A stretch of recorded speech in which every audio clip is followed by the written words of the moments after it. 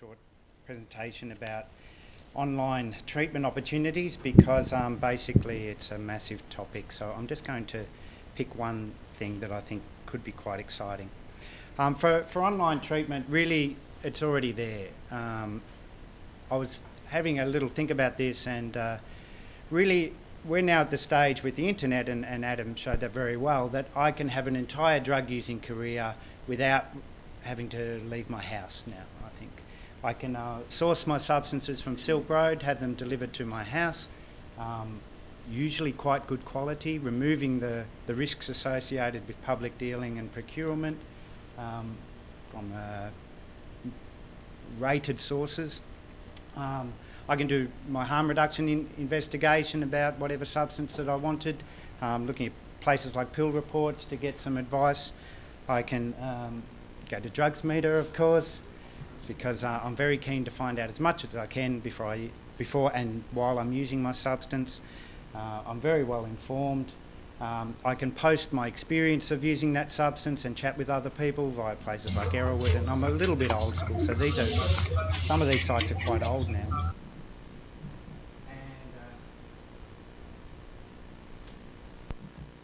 Got something coming up. So I can chat with other people online and have shared experience. I can also post that experience to places like Instagram, etc. So there's social element, still haven't left the house yet.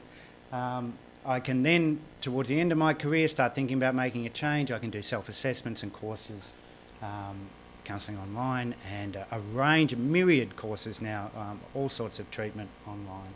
And for mental health, for specific issues that I might be having, etc. I can even do my HIV testing online now as well. And so my entire drug using career without ever leaving the house.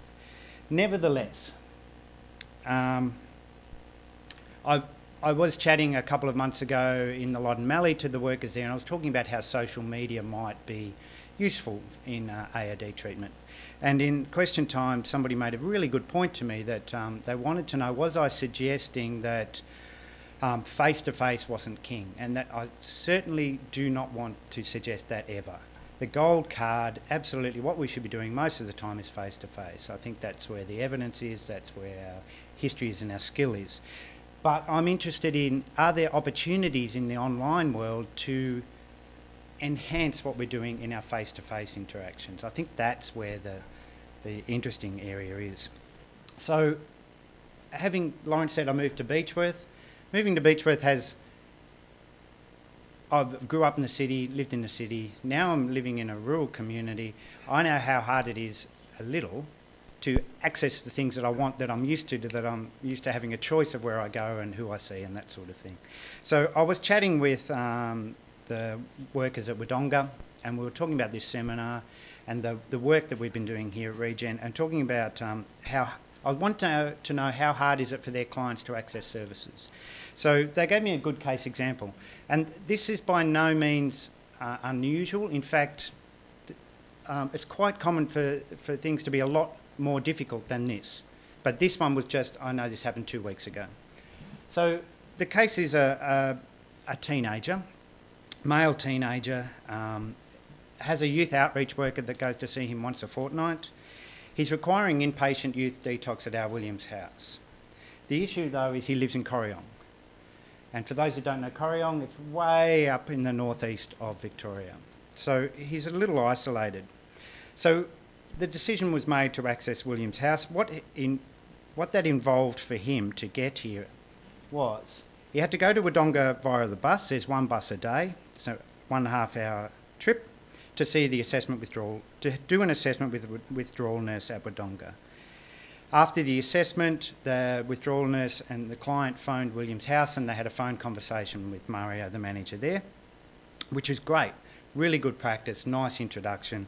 Then he went back to Corryong, had a full day out to do that assessment, had a 3-week wait at home for the bed to come up, and during that time had second daily phone contact with the worker from Wodonga.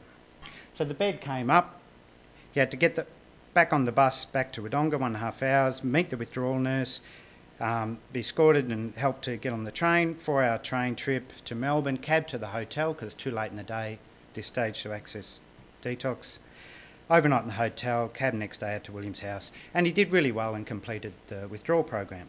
At the end of that, all that in reverse, obviously, to get back home. Now, just as an aside, I was just back of the napkin, I made a couple of phone calls to a few public transport services. I wanted to know how much that cost. So 3 bus trips initially, this is just to get here. Train to Melbourne, cab to the hotel. Hotel, I don't know, $80 was the cheapest I could find. I'm just guessing a lot of these, so let's say. Cab to generously $10, I don't know how far away. So total to get here, $235. To get home, I know he called a cab back to the city. Train Melbourne to Wodonga, cab to the hotel because he had to stay overnight in the hotel to wait for the mail bus to get back to Cologne, etc. $173 to get back. Total $408 was the round trip to access the detox. And 2 days ago, I just did a quick Jetstar search. It would have been cheaper for him to fly to Singapore and back than to go to William's house. So I'll be suggesting we set up there. So what I was really interested in is in looking at that being very, not unusual, quite typical. Where are the gaps in all those steps that we might be able to use online to actually help?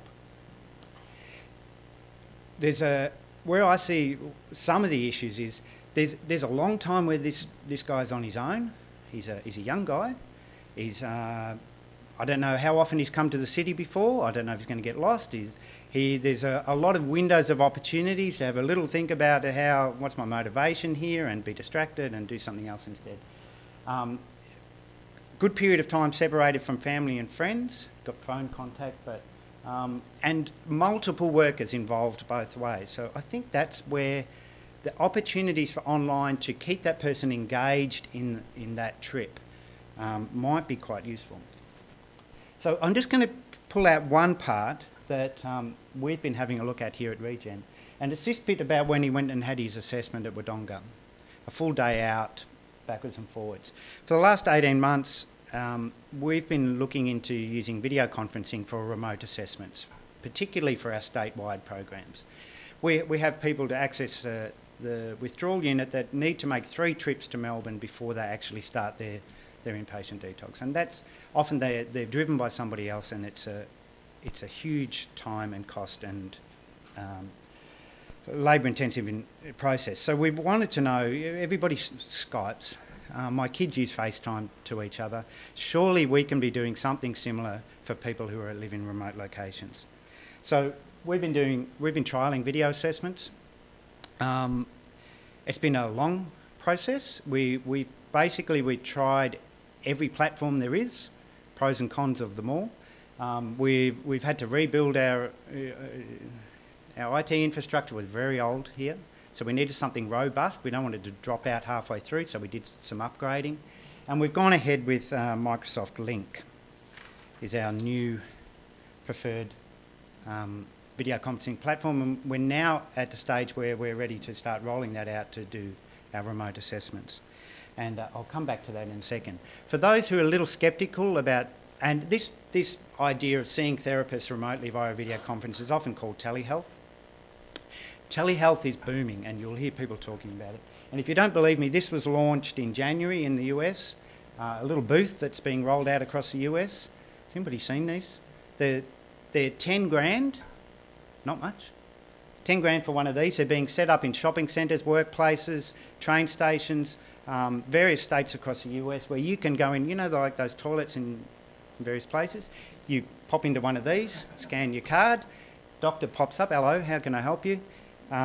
Inside there are various diagnostic tools that you can use on yourself, and the doctor will tell you how to use those and where to put them and how long to press the button for and that sort of thing.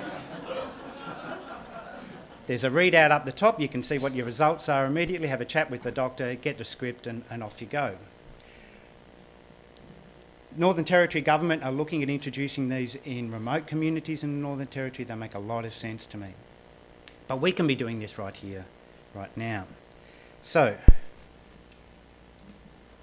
and we can be extending these. Often with telehealth, you need to go to a place to access that service. I see no reason why we can't be doing that at home.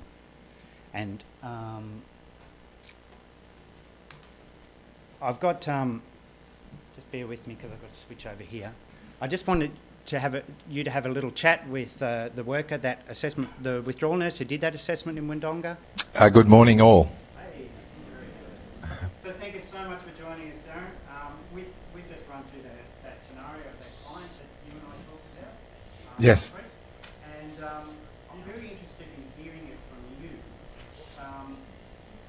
What are the issues for clients living in remote areas and accessing services? And how do you think video conferencing might be able to solve?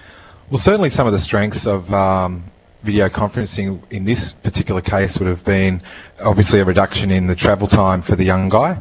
A lot of time is spent in just the travel just to get down for assessments and get back.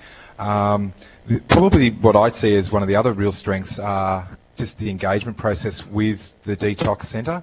Often young people in fairly isolated rural areas have a lot of anxiety about going to the city alone, just for fun times, as opposed to going to a detox where they're very unfamiliar.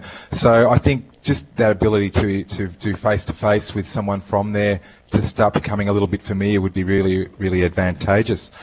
And look, there's a few other strengths too. It also probably allows for family to be involved in the assessment phase. Often we act as a conduit between the detox centre whilst the young person's in answering some questions. So I think for the young person to be with family, if that's suitable, to be involved in the assessment process would be really advantageous and probably reduce anxiety across all members of the family, who then could support the young person. What about for workers? Are there any advantages to using something like this for the work that you do? Oh, absolutely. For us, it would be a significant time saver. It would probably also enable us to engage with the family and client even better, given that we would be working together with the client with the assessment in their own environment. Obviously, as you pointed out earlier, the costs associated with the travel for the young people is pretty significant, and as a service we bear the brunt of that, as do other services, but we seem to wear it, I think, a little bit harder in the bush, just given the lack of public transport and the costs associated with travel to Melbourne.